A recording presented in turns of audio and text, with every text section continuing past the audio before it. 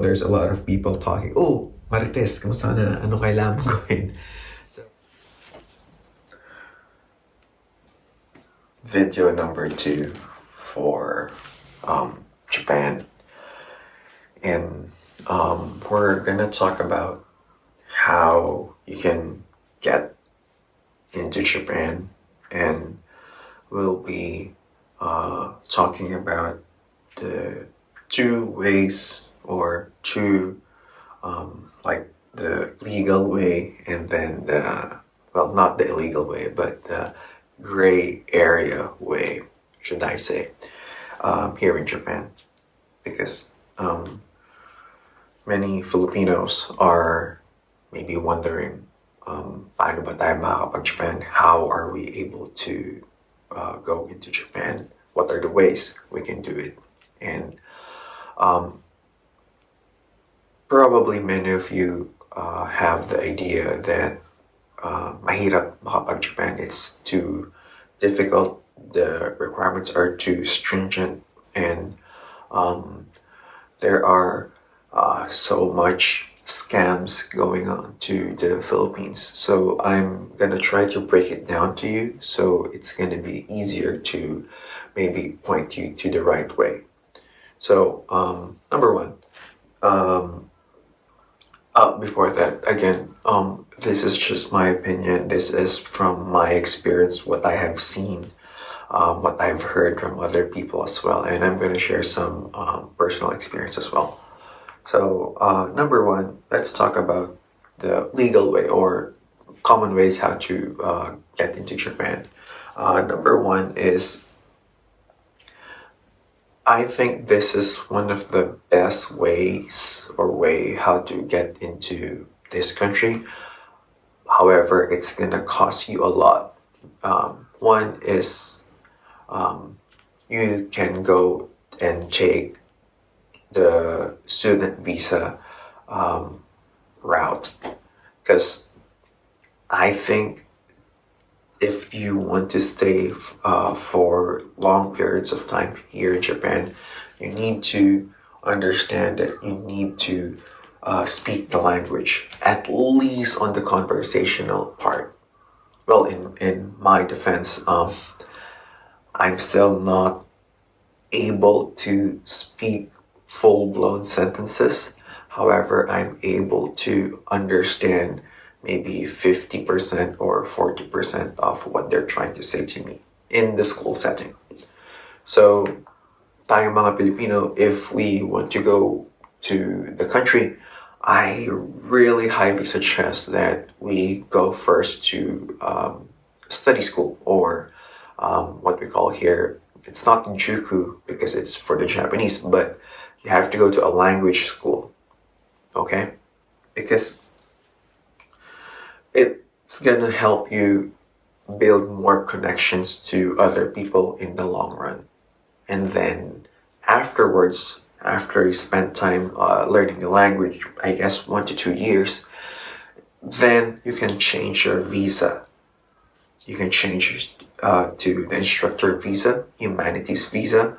I think those are the two only visas that would allow you to teach. Well, unless you get married, like spousal visa.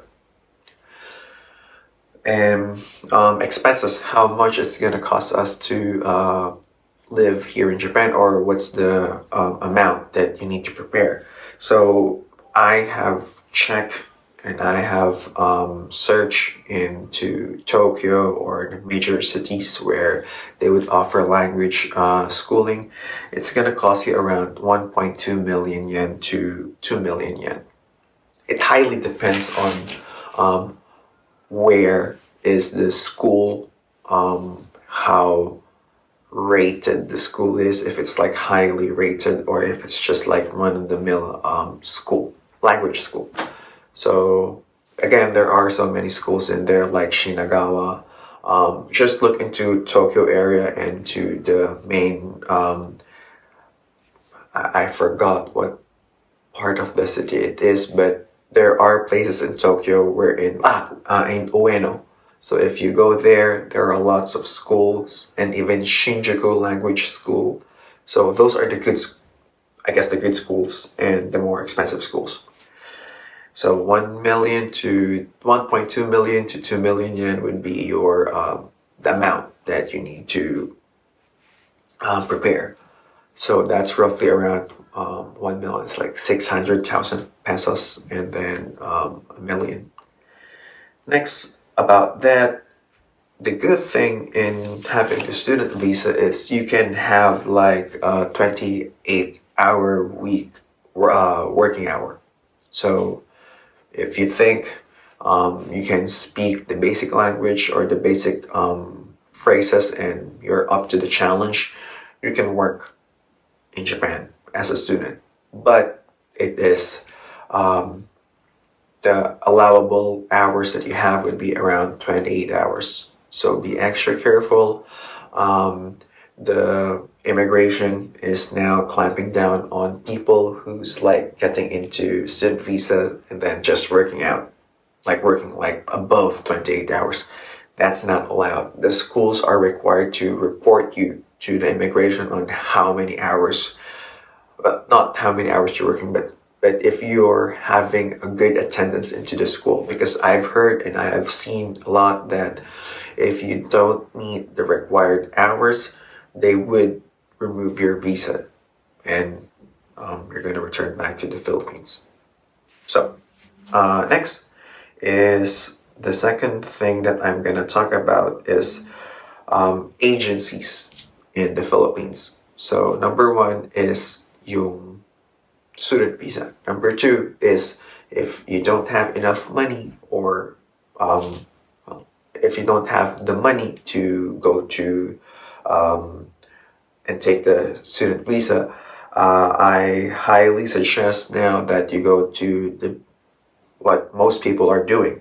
So go to an agency and check how many vacancies or what are the vacancies here in Japan. So I'm gonna talk a little deeper on the on the agencies. Okay, so number one, before you go into any agencies or agency there in the Philippines, my suggestion is go first to POEA because they have a list, I think even online, on what are the manpower agencies or what are the agencies that would allow you to go to Japan. Because the problem is, I think in the Philippines, there's so much red tape, bureaucracy, and sometimes downright scams and promising you to, oh, you pay the placement fee for like 50,000 pesos and then you can go to Japan. I think that's okay, my opinion. However, it's better for you to go to POEA. Tumingin ka na sa POEA kasi andun and most likely they would at least legally try to help you go abroad in Japan. So there are so many manpowers agency in Japan like Chesham and that's the only agency that I know I have seen. There are a lot of other agencies, but please do your due diligence and check into POEA bago kayo pumunta sa kung saan. So please. Roughly, it would cost you 0 peso to 20,000 pesos. I don't know, but please check it first before going anywhere. That's the agency part.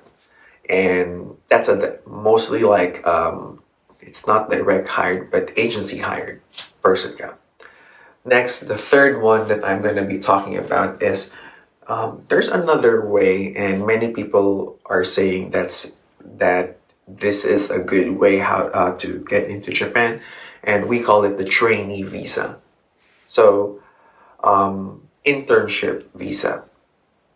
I'm not going to talk about on how really good or how bad it is, but my opinion is that you're gonna just do it if you don't have any other way, because from the stories of other people is if you're gonna go to a trainee visa, you don't have any control where you're gonna be sent.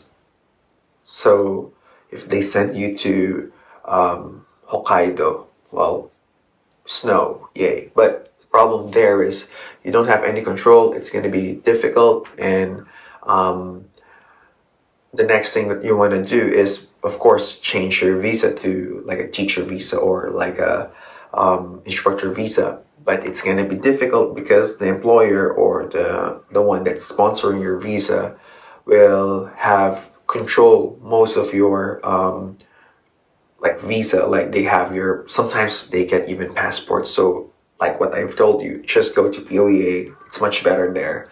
But if you don't have, if kakapit ka sa patalim, then go to, you can try to find like a trainee visa. It's also good. Depends on your perspective. And the next one, the last one that I'm going to be talking about is the gray area.